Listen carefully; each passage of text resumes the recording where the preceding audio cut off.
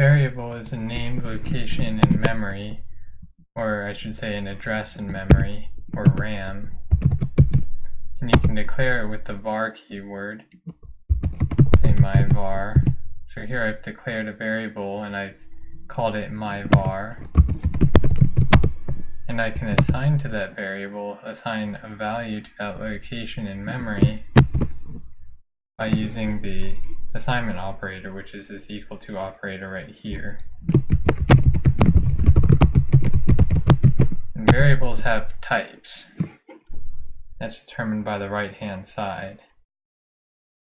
So this value is of type string because it's enclosed in double quotes.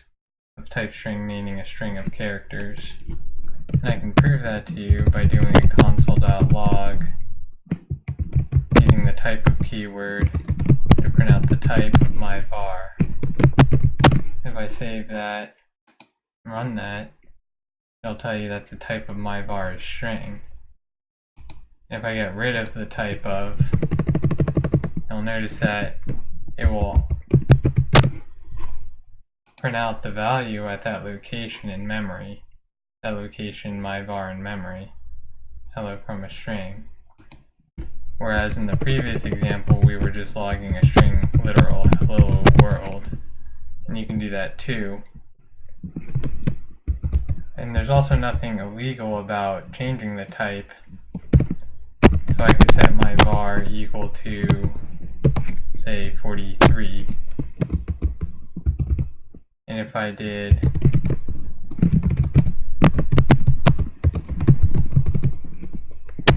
a console.log of the type and save that and ran it, the type has been changed to number. So it was a string. And if I printed that type out up here, I'll see it was a string, and then once I did once it hit this statement here, the type had changed to number. And there are other types as well. I could declare another variable called myBool and give that a value of true or false. That's what a Boolean type is. It's a value that can only have one of those two values, true or false. And you'll also notice here that you can do the declaration and the assignment all in one step. That's called initialization. So that means I've initialized my bool to a value of true. Now suppose I were to log out my var before I even assigned it anything. If I did a console.log my var right here. Well, what that would do is it'd print the value at that location in memory, and that's not defined, so it prints undefined. And if I print the type of my var before it gets assigned a type, it actually gets the type undefined, so it actually does have a type.